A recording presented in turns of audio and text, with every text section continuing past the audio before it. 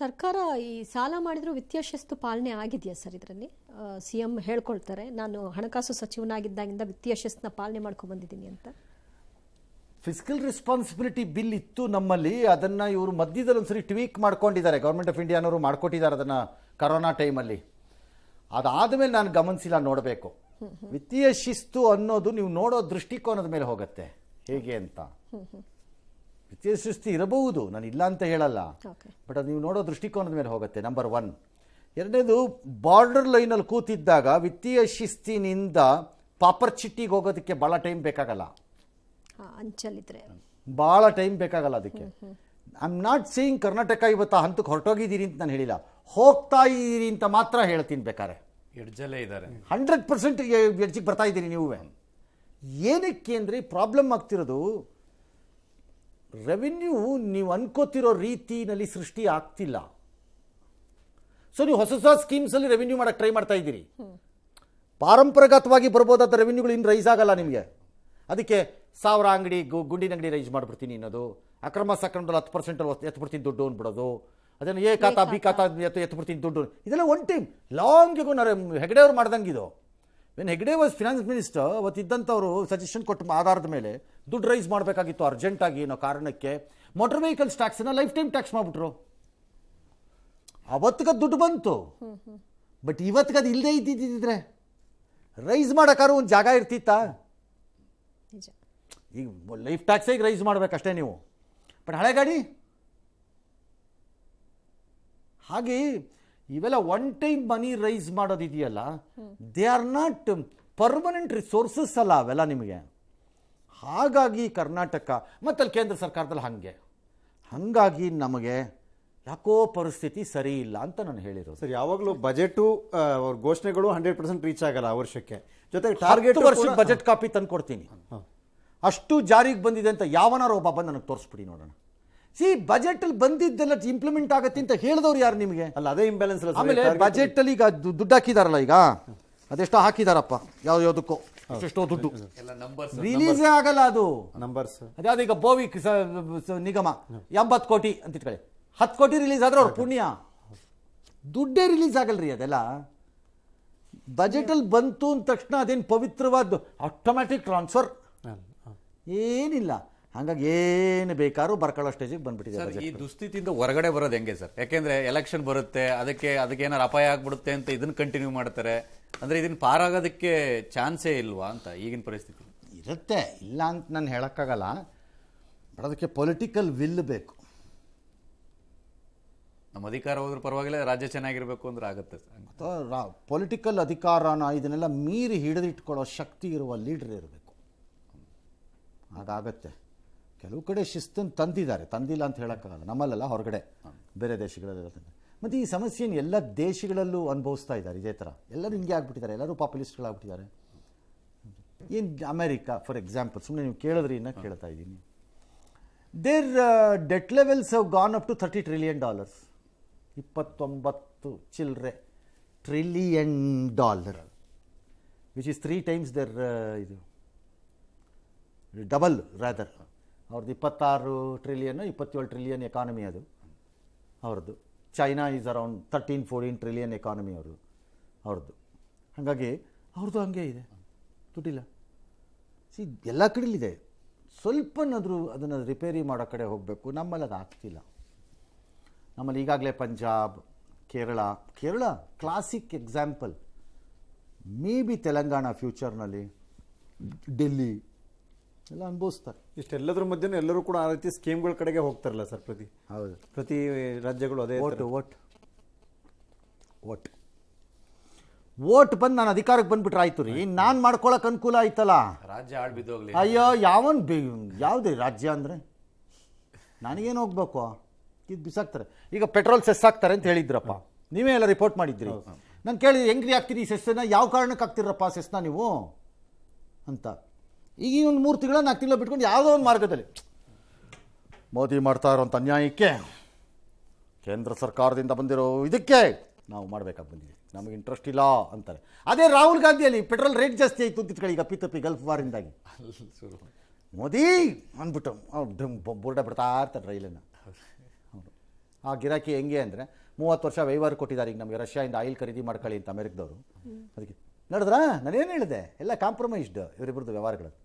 ಕೊಟ್ಟಿರಲಿಲ್ಲ ಅಂತ ಇಟ್ಕೊಳ್ಳಿ, ಎಲ್ಲಿ ಮೋದಿ ಫ್ರೆಂಡು ಅಂತಿದ್ದ, ಎದೆ ಹಿಂಗೆ ತೋರಿಸ್ತಾ ಇದ್ರು, ಫ್ರೆಂಡ್ ಕೊಡಲೇ ಇಲ್ಲ ಅಂತಿದ್ರು. ನಿನ್ನೆ ಅದಕ್ಕೆ ಹೇಳಿದ್ದು, ಹಲ್ಲುಜ್ಜಿದ್ರು ಕೇಳ್ತೀವಿ, ಕಾಕಾ ಪಾಟೀಲ್ ಅಲ್ಯಾ ಕುಜ್ದೆ ಅಂತೀವಿ, ಮದುವಪ್ಪ ಅಲ್ಯಾ ಕುಜ್ಲಿಲ್ಲ ಅಂತ ಕೇಳ್ತಾರೆ, ಎರಡೂ ಕೇಳ್ತಾರೆ. ಎಸ್, ನಾಳೆ ಇಸ್ರೇಲ್ ವಾರ ಯುದ್ಧ ಎಂಡ್ ಆಗ್ತಾ ಇಲ್ಲ.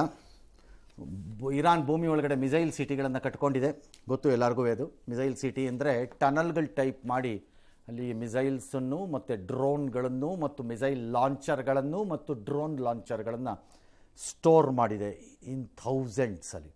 There is one rough calculation, Iran ಹತ್ರ ಸುಮಾರು ಒಂದು 45,000ರಿಂದ 60,000ವರೆಗೂ ಡ್ರೋನ್ಗಳಿರಬಹುದು ಅಂತ ಲೆಕ್ಕ ಹಾಕ್ತಾ ಇದ್ದಾರೆ.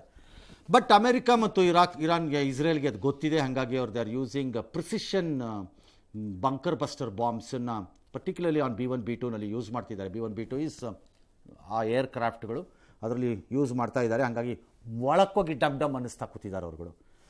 ಒಟ್ಟಲ್ಲಿ ಯುದ್ಧ ಅಂತೂ ನಿಲ್ತಿಲ್ಲ. ಅವರು ಅಷ್ಟೇ, ಅವರು ಕೈಗೆ ಸಿಕ್ಕಿದ್ರಲ್ಲೆಲ್ಲ ಆರಿಸ್ತಾ ಇದ್ದಾರೆ, ಖಂಡಿತ ಕಡೆಯಲ್ಲೆಲ್ಲ ಹೊಡಿತಾ ಇದ್ದಾರೆ ಹಿಡ್ಕೊಂಡು. ಇನ್ನು ಕಮೇನಿ ವಿಚಾರದಲ್ಲಿ ಬ್ಲೂ ಸ್ಪ್ಯಾರೋ ಎಂಬ ಕ್ಷಿಪಣಿನ ಇಸ್ರೇಲ್ ಯೂಸ್ ಮಾಡಿದೆ. ಅದು 30 ಬಾಂಬ್ ಹಾಕಿದ್ರಂತೆ, ಆ ಇಡೀ ಕಾಂಪೌಂಡನ್ನೇ ಡಮಾರ್ ಅನಿಸ್ಬಿಟ್ರು ಅವರು. ಹಾಗಾಗಿ ಅವ್ರು ಆ್ಯಕ್ಚುಲಿ ಬಂಕರ್ಲೇ ಇದ್ದಂತೆ, ಬಟ್ ಹೋಯ್ತು ಕಿತ್ಕೊಂಡು, ಅಷ್ಟೇ ಎಲ್ಲ ಹೋದ್ರು ಬಿಡಿ, ಏನೋ ಒಂದು ಆಯಿತು ಈಗ ಒಟ್ಟಲ್ಲಿ. ರಷ್ಯಾದಿಂದ ಅದೇ ಆಗಲೇ ಹೇಳಿದ್ನಲ್ಲ, ನಾವು ತೈಲ ಖರೀದಿ ಮಾಡ್ಕೊಳ್ಳಿ ಅಂತ ಅಮೆರಿಕದವ್ರೆ ನಮ್ಮ ದಿನ ಅಂತಾರೆ.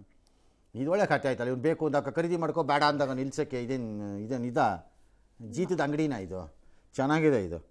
ಹಾಂ,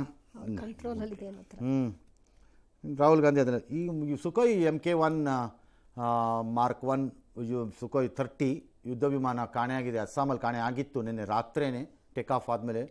ಟ್ವಿನ್ ಪೈಲಟ್ಸು, ಇಬ್ಬರೂ ಬದುಕಿಲ್ಲ, ಇಬ್ಬರೂ ಸತ್ತಿದ್ದಾರೆ. 60 ಕಿಲೋಮೀಟರ್ ದೂರದಲ್ಲಿ ಅದು ಕ್ರ್ಯಾಶ್ ಆಗಿದೆ. ಯಾಕೆ ಅಂತ ಗೊತ್ತಿಲ್ಲ ಇನ್ನೂ ಸರಿಯಾಗಿ ಕ್ರ್ಯಾಶ್ ಆಗಿರೋದು. ಮೋಸ್ಟ್ಲಿ ನಾಳಿದ್ರಲ್ಲಿ ಯಾರು ಕಾಂಗ್ರೆಸ್ನವ್ರು ಹೇಳ್ಬೋದು. ಅದು ಮೋಸ್ಟ್ಲಿ ಇರಾನ್ ಹೊಡೆದಿರಬೇಕು, ಮಿಸ್ ಆಗಿ ಹೊಡೆದ್ಬಿಟ್ಟು, ಅಥವಾ ಇಸ್ರೇಲೇ ಹೊಡೆದಿರ್ಬೋದು. ನಮ್ಮ ಬುಡಕ್ಕೆ ಬಂತು ಅಂತ ಹೇಳಾಗಿತ್ತಲ್ಲ, ಬುಡಕ್ಕೆ ಬಂತಲ್ಲ ಯುದ್ಧ, ಹೊಡೆದಿರ್ತಾರೆ. ಏನ್ರಪ್ಪ ಆಯಿತು, ಬಜೆಟ್ ಹೆಂಗಿತ್ತು ಹೇಳಿಪ್ಪ.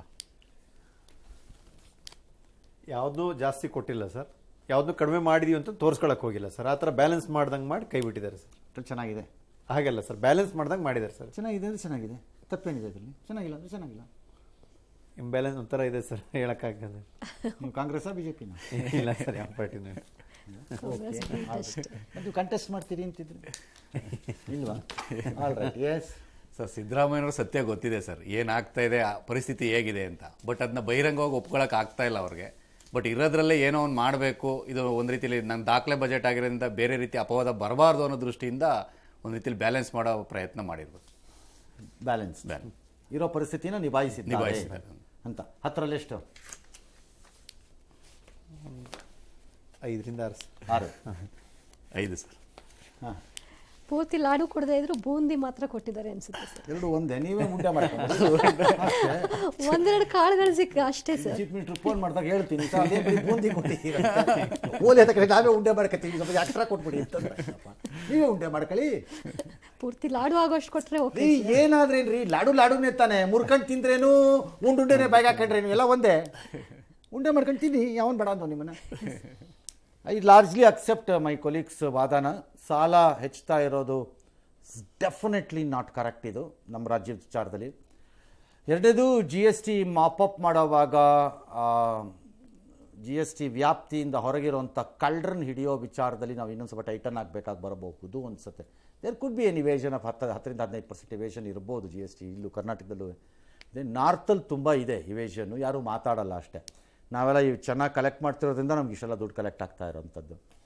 ಇನ್ನು ಗ್ಯಾರಂಟಿ ಸ್ಕೀಮ್ಸ್ನ ಈಗಲೂ ಧೈರ್ಯ ಮಾಡಿ, if you can tweak it out, maybe ಒಂದು 20,000 ಆ ಲೆವೆಲ್ಸಿಗೆ ತಂದು ಅದನ್ನು ನಿಲ್ಲಿಸೋದೇ ಆದರೆ ನಿಜವಾದ ಜನರಿಗೆ. ಫಾರ್ ಎಕ್ಸಾಂಪಲ್, ಡಿಸ್ಟ್ರಿಕ್ಟ್ ಒಳಗಡೆ ಮಾತ್ರ ಟ್ರಾವೆಲ್ ಮಾಡೋಕ್ಕೆ ಬಿಡಿ, ಸಿಟಿ ಒಳಗಡೆ ಮಾತ್ರ ಟ್ರಾವೆಲ್ ಮಾಡೋಕ್ಕೆ ಬಿಡಿ, ಕಂಡು ಕಡೆಗೆಲ್ಲ ಟ್ರಾವೆಲ್ ಮಾಡೋಕ್ಕೆ ಮಾಡೋದು ಈ ಥರ it's not fair, it's not correct. ಅದು ಭಾಳ ಕಷ್ಟ ಆಗುತ್ತೆ ನಾಳೆ ನಿಮಗೆ ಪರಿಸ್ಥಿತಿ ಮುಂದಕ್ಕೆ ಹೋಗ್ತಾ ಹೋಗ್ತಾ.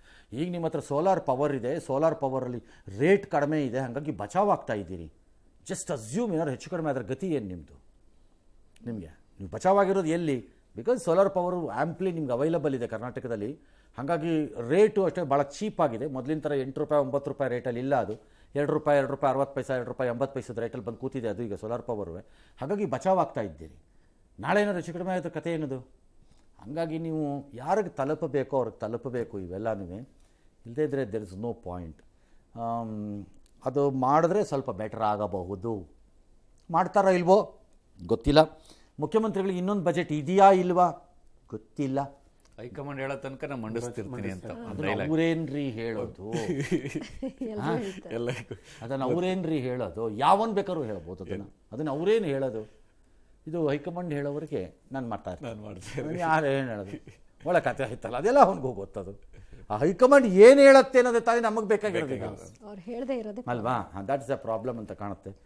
It looks like some state is managed ಮಾಡ್ತಾ ಇದ್ದೀರಿ, ಬಟ್ ಡೇಂಜರ್ ಝೋನ್ಗೆ ಮೂವ್ ಆಗ್ತೀವಿ ಹೀಗೆ ಆದರೆ ಅಂತ ಕಾಣುತ್ತೆ.